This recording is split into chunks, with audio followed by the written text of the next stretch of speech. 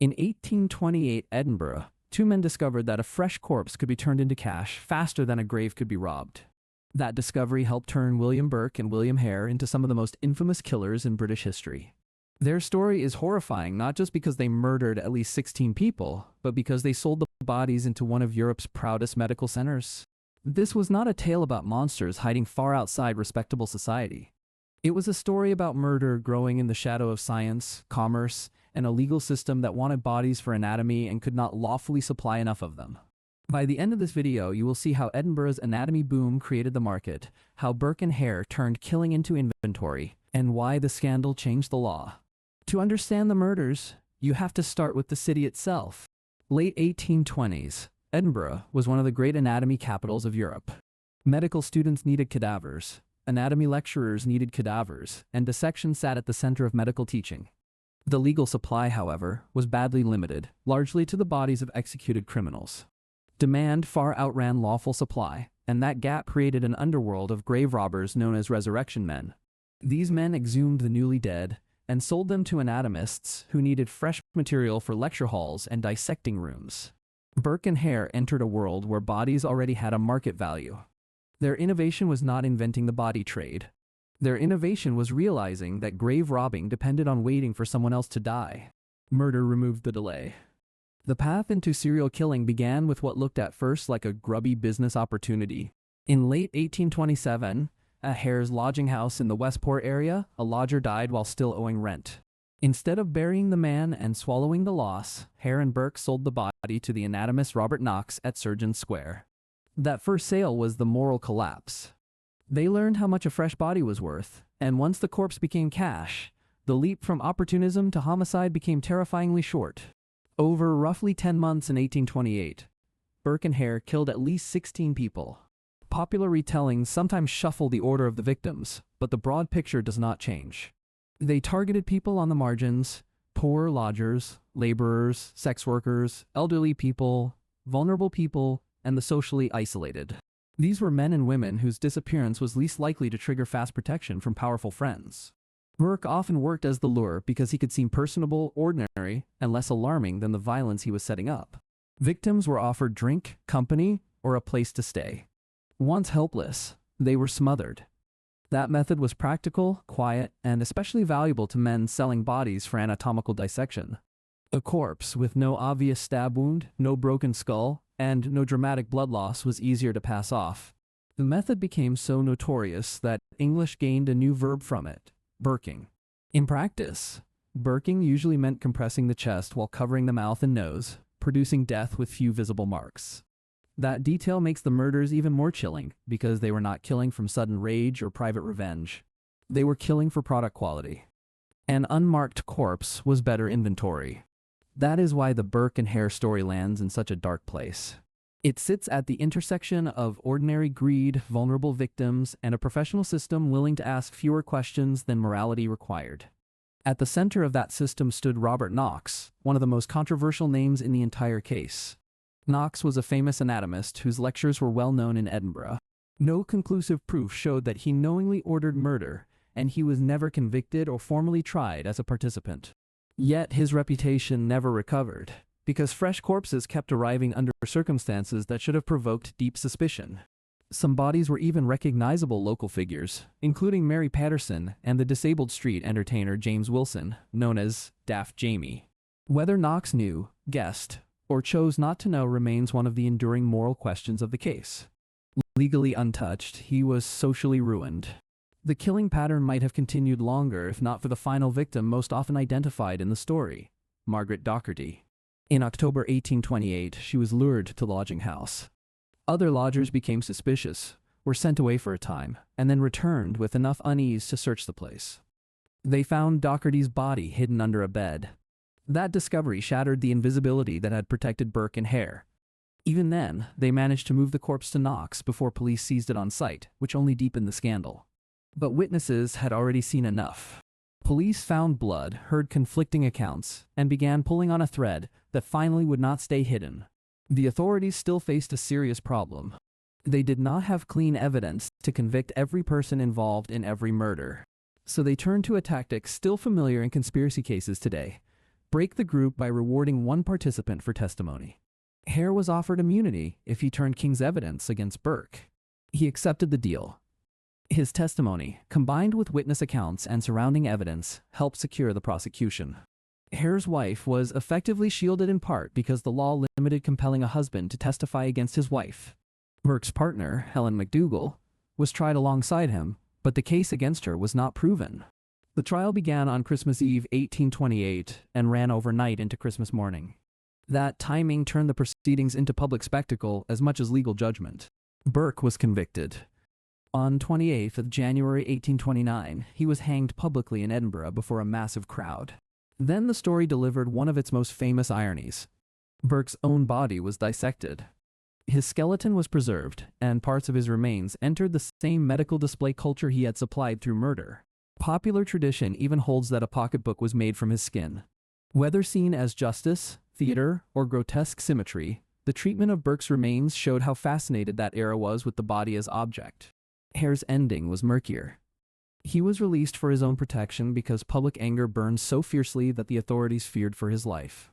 After that, the record becomes uncertain. One legend says he was attacked, thrown into a lime pit, and blinded before fading into beggary. Other evidence suggests he went to Dumfries and later returned to Ireland. That uncertainty helped transform Hare from criminal into folklore figure. McDougall vanished from the reliable record after leaving Edinburgh, and Margaret Hare's later fate is also unclear. The public response to the murders was explosive. Ballads, pamphlets, broadsides, caricatures, and newspaper stories spread through the city. The outrage came not only from serial killing, but from the sense that respectable medicine had been fed by a chain of profit built on the bodies of the poor. People had feared grave robbers before Burke and Hare. Now they feared that the poor were not safe even before burial, because a body could be turned into money so quickly. The scandal intensified class anxiety, anti-Irish prejudice, distrust of anatomy schools, and a broader panic about what science was prepared to tolerate. Its long legal shadow appeared in the Anatomy Act of 1832. The act did not arise from Burke and Hare alone, but their crimes helped force the issue. It widened legal access to cadavers for teaching, especially unclaimed bodies from institutions, in an effort to reduce the illicit corpse trade.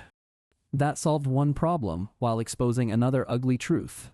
Science still drew much of its lawful supply from the poor. So Burke and Hare changed anatomy law, but the burden of serving medical progress still fell unevenly on the powerless. That is why this story survives. It is not just about two killers in a room. It is about what happens when a respectable system creates demand without creating an ethical supply. If you want the next dark history case where one legal shortage opened the door to unimaginable violence, subscribe so you do not miss it. The Anatomy Market explains why so many people in Edinburgh saw the case as more than ordinary crime. Dissection had become central to medical prestige, and prestige created relentless demand for teaching bodies. Students crowded lecture halls expecting to learn from real human anatomy, not from drawings alone. Lecturers built careers on how well they could demonstrate the body, and that required a regular physical supply that the law did not provide. So the city lived with a contradiction. It wanted the benefits of modern medicine while refusing to create an ethical enough source of cadavers to meet that demand. Resurrection men stepped into that contradiction first by digging up the newly dead. Burke and Hare stepped into it second by deciding the newly dead could be produced on request. That is why the murders feel industrial in a primitive way. They transformed vulnerable people into stock for a market already waiting. The victims mattered socially because they were exactly the people least likely to command urgent search efforts. A missing laborer, a poor lodger, an elderly drinker, or a woman at the edge of respectability could vanish more quietly than a merchant or laird. Burke and Hare exploited that brutal hierarchy. Their violence depended not just on private cruelty, but on the public fact that some lives were easier to erase. When recognizable victims such as Mary Patterson and Daft Jamie entered the story, suspicion deepened because the bodies were no longer anonymous enough to ignore. Knox's dissecting rooms, therefore, became a moral battleground in public memory. Even if the law could not prove that Knox knowingly bought murder victims, many people concluded that his appetite for fresh cadavers had outrun his willingness to ask questions. That distinction between legal innocence and moral stain matters in the history of medicine. A profession can avoid conviction and still lose public trust. The Christmas timing of Burke's trial added another layer of dark theater. As families marked one of the holiest points of the calendar, the city stayed transfixed by testimony about bodies, smothering, and profit. Then Burke's own public hanging turned justice into spectacle before thousands of witnesses. The dissection of Burke's body afterward completed the circle with chilling neatness. The killer who had supplied anatomy rooms became anatomy material himself. That irony helped keep the case alive in museums, pamphlets, popular memory, and schoolbook history. Its legal aftermath, the Anatomy Act of 1832, is often told as a clean solution, but it was only cleaner than murder. By widening access to unclaimed bodies from institutions, the act reduced grave robbing and the direct incentive structure behind cases like Burke and Hare. Yet it still placed the burden of serving science disproportionately on the poor. So even the reform revealed the same class hierarchy that had made the victims vulnerable in the first place. That is the deepest reason the story still feels modern. It asks what happens when institutions want a result badly enough to ignore the human cost of how that result is obtained. There is one more reason Burke and Hare continue to fascinate modern audiences. Their crimes were local, intimate, and low-tech, yet they exposed a systems problem bigger than any one alley or lodging house. When institutions need results and the lawful supply chain fails, somebody will always be tempted to create an unlawful one. In Edinburgh, that meant bodies. In other eras, it can mean labor, organs, data, or any resource stripped from people with the least power to resist. That is why the story keeps escaping the 19th century. It is a murder case, but it is also a warning about demand without ethics. The names Burke, Hare, and Knox survive because each one points to a different role in the same machine: killer, accomplice, and purchaser. Burke and Hare, therefore, endure as more than serial killers with a gruesome side business. They remain symbols of what happens when respectable demand stands close enough to cruelty to profit from it. The public never forgot that the bodies were sold not into a gutter, but into a city proud of its learning. That shame is part of the story's lasting power. The victims also deserve emphasis because history can let famous killers swallow the people they destroyed. Burke and Hare fed on poverty, isolation, and low social power. Their story should never be told as clever crime alone.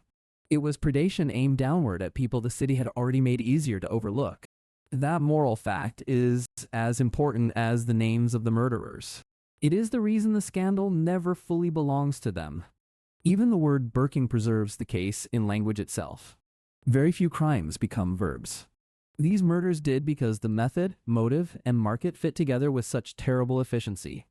The language never let the city forget. For that reason, Burke and Hare remain part of medical history as much as criminal history. They exposed what polite institutions could become when need outran ethics. Few scandals reveal the moral wiring of a city as clearly as this one did in 1828 Edinburgh. The city wanted scientific progress, and this case showed the nightmare hiding inside progress without moral breaks.